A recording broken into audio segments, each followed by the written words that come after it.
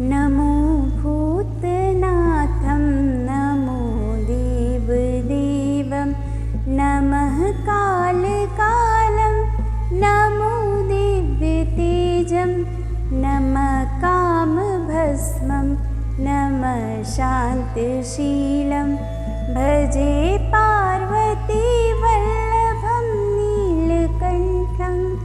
भजे पार्वती वल्लभं नीलकण्ठं सदा तीर्थसिद्धं सदा भक्तरक्षं सदा सेव्यपूज्यं सदा शुभ्रभस्मं सदा ध्यानयुक्तं सदा ज्ञानतल्पं भजे पार्वती वल्लभं नीलकण्ठं भजे पार्वती वल्लभं नीलकण्ठं श्मशाने शयानं महास्थानवासं शरीरं गजानां सदा चर्मवेष्टं पिशाचादिनाथं पशूनां प्रतिष्ठं भजे पार्वती वल्लभं नीलकण्ठं भजे पार्वती वल्लभं नीलकण्ठं फणिनागकण्ठे भुजङ्गाद्यनीकं गले रुण्डमालं महावीरशूरं कटिव्याघ्रचर्मं चिताभस्मलेपं भजे पार्वती वल्लभं नीलकण्ठं भजे पार्वती वल्लभं नीलकण्ठं शिरशुद्धगङ्गा शिवा वामभागं वियद्दीर्घकेशं सदा मां त्रिनेत्रं फणिनागकर्णं सदा भालचन्द्रं भजे पार्वती वल्लभं नीलकण्ठं भजे पार्वती वल्लभं नीलकण्ठं करे शूलधारं महाकष्टनाशं सुरेशं परेशं महेशं जनेशं धनेशस्तुतेशं ध्वजेशं गिरीशं भजे पार्वती वल्लभं नीलकण्ठं भजे पार्वती वल्लभं नीलकण्ठम् उदासं सुदासं सुकैलासवासं धरानिर्झरे संस्थितं ह्यादिदेवम् अजं हेमकल्पद्रुमं कल्पसेव्यं भजे पार्वती वल्लभं नीलकण्ठं भजे पार्वती वल्लभं नीलकण्ठं मुनीनां वरेण्यं गुणं रूपवर्णं विजानं पठन्तं शिवं वेदशास्त्रम् अहो दीनवत्सं कृपालुं शिवं तं भजे पार्वती वल्लभं नीलकण्ठं भजे पार्वती वल्लभं नीलकण्ठं सदा भावनाथं सदा सेव्यमानं सदा भक्तिदेवं सदा पूज्यमानं महातीर्थवासं सदा सेव्यमेकं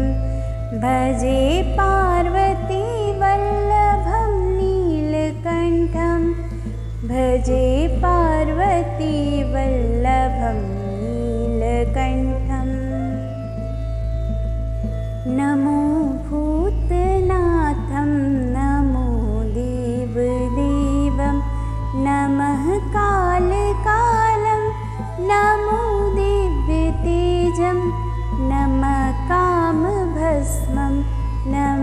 शान्तशीलं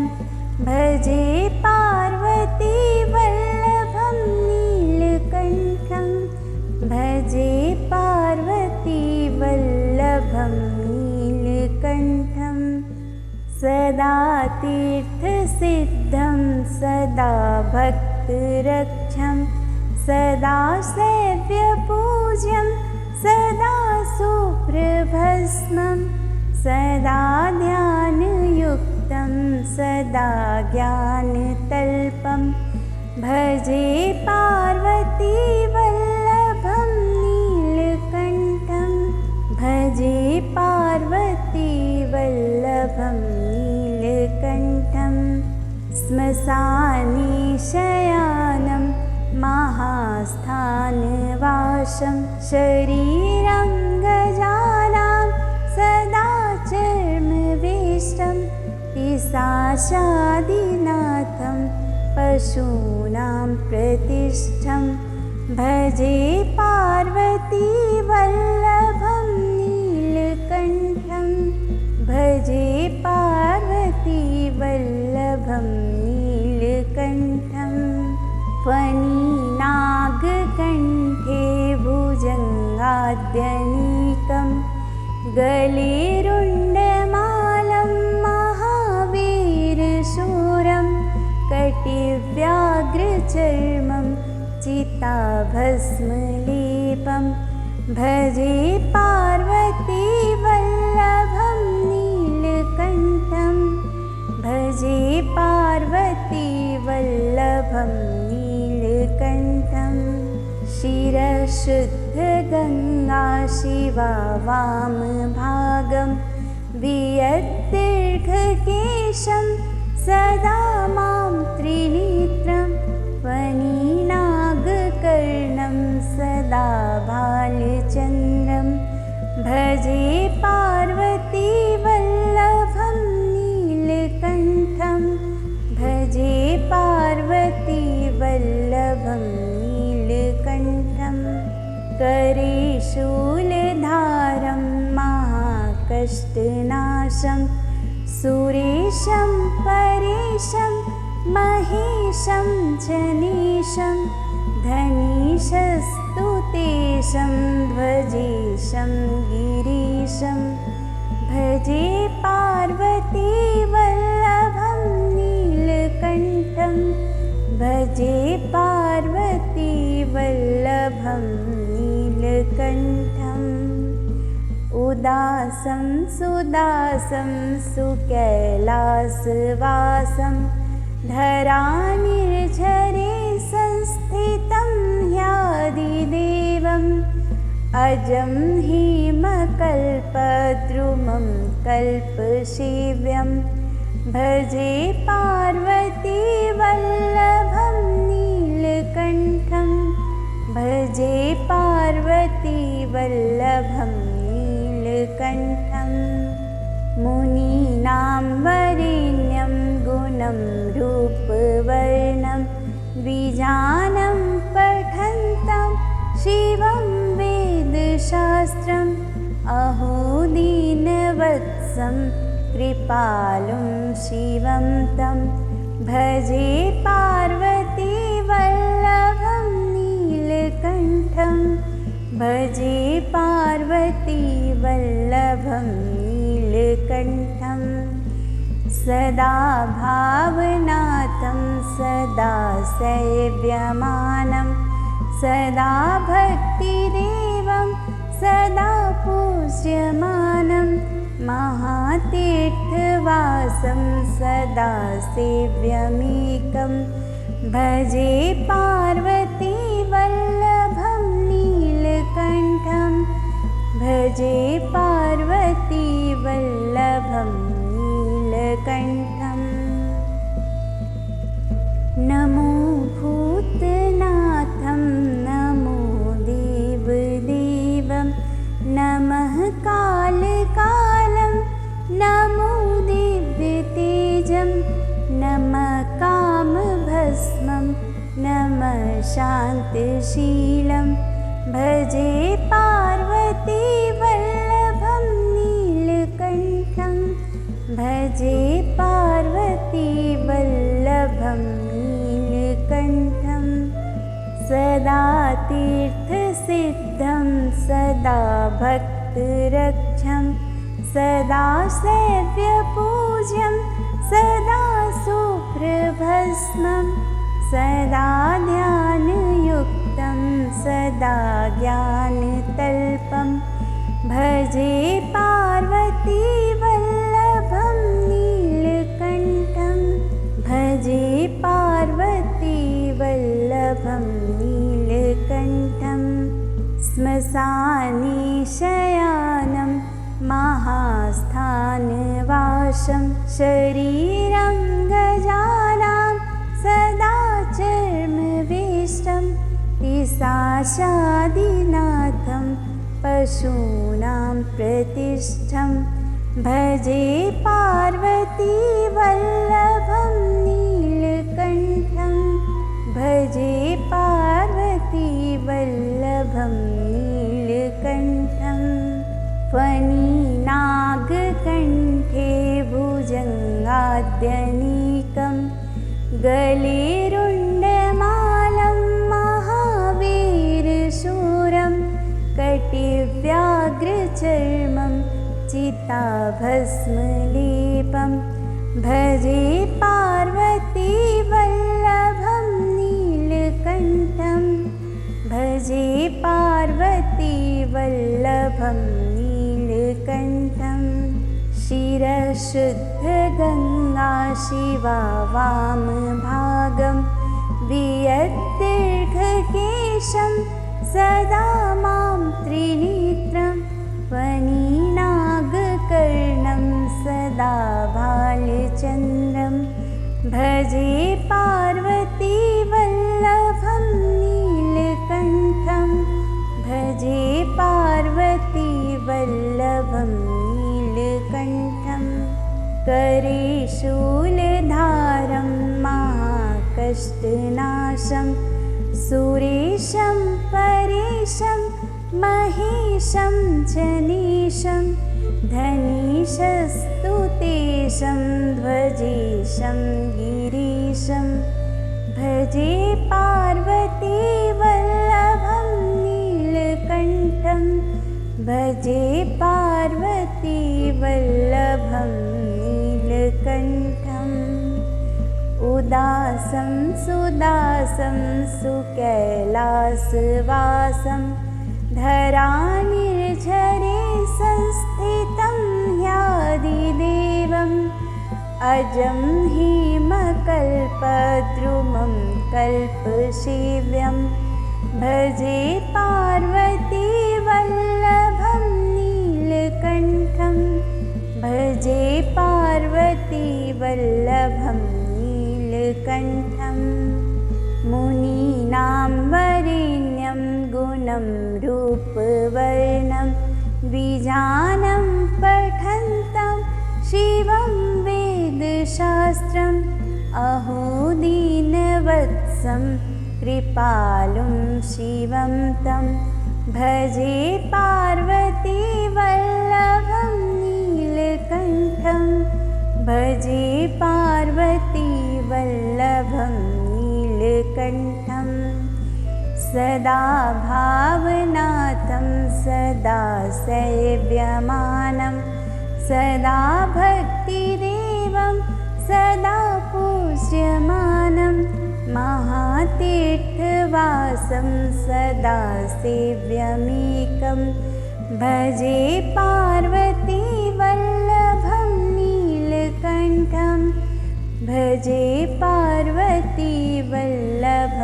नीलकण्ठम् नमो भूतनाथं नमो देवदेवं नमः कालकालं नमो दिव्यतेजं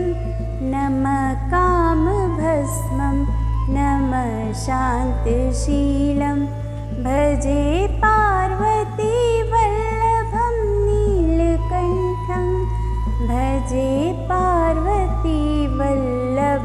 नीलकण्ठं सदा तीर्थसिद्धं सदा भक्तरक्षं सदा सेव्यपूज्यं सदा सुप्रभस्मं सदा ध्यानयुक्तं सदा ज्ञानतल्पं भजे पार्वतीवल्लभं नीलकण्ठं भजे पार्वतीवल्लभं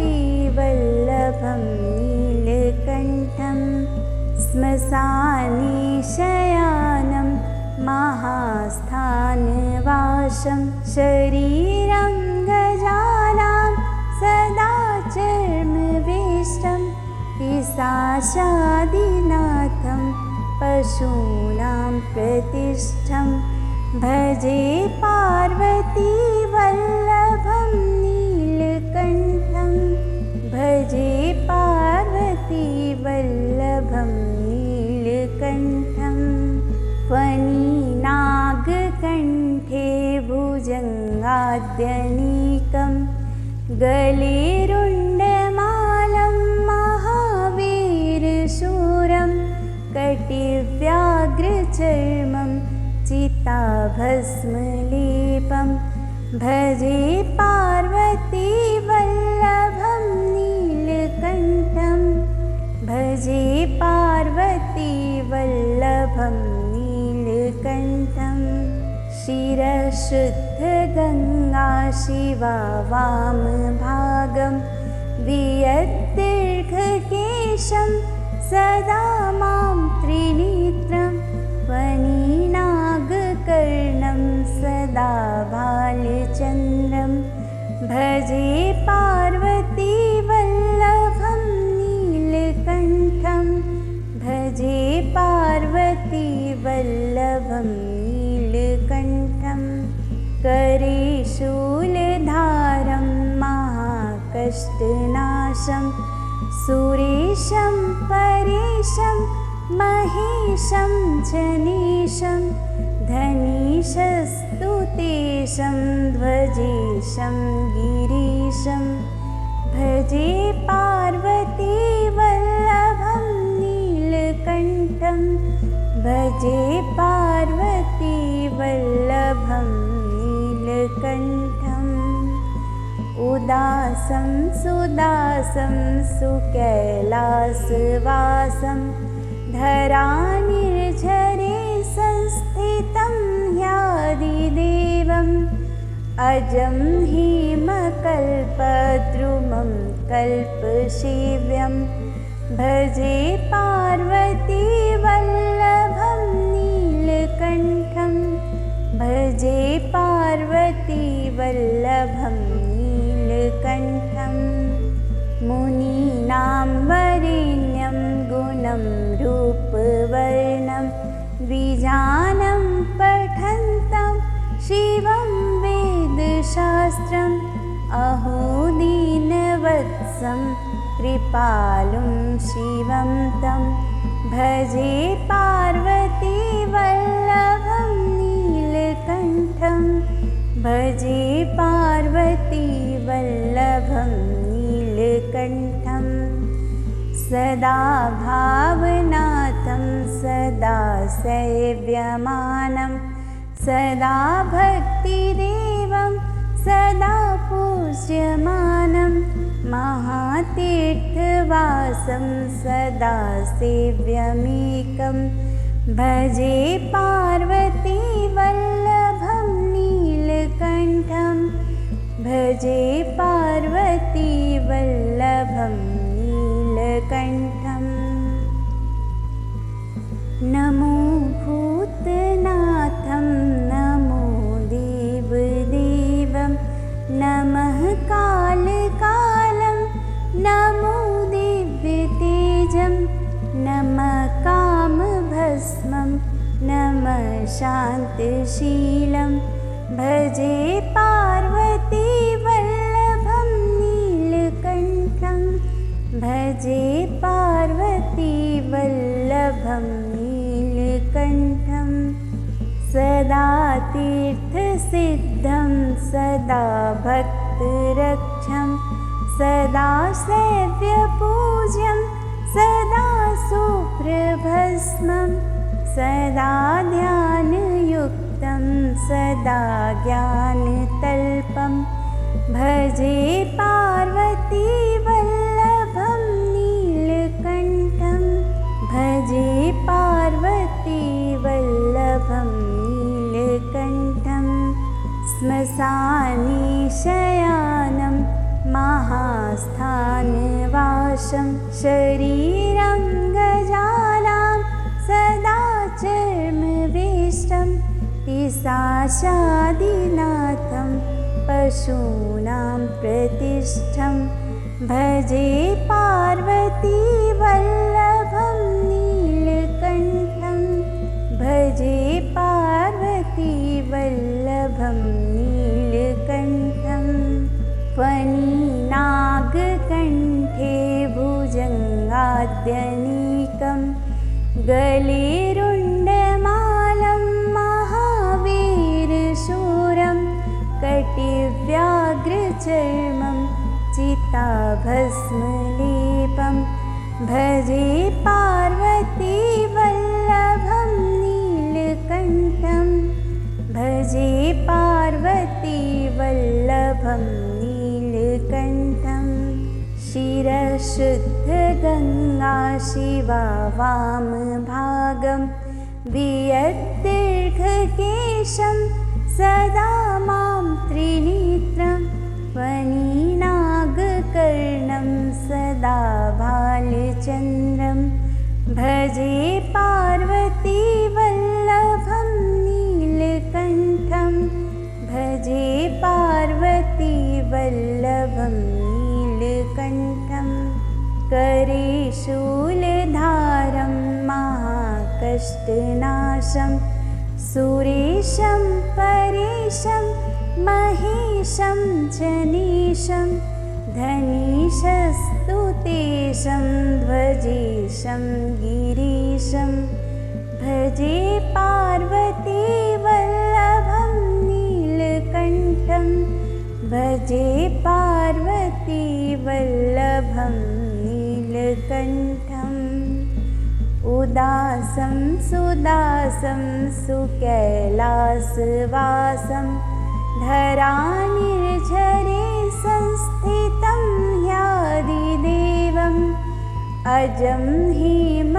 हेमकल्पद्रुमं कल्पसेव्यं भजे पार्वती वल्लभं नीलकण्ठं भजे पार्वती वल्लभं नीलकण्ठं मुनीनां वरेण्यं गुणं रूपवर्णं बीजानं पठन्तं शिवं वेदशास्त्रम्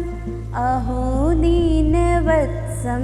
कृपालुं शिवं तं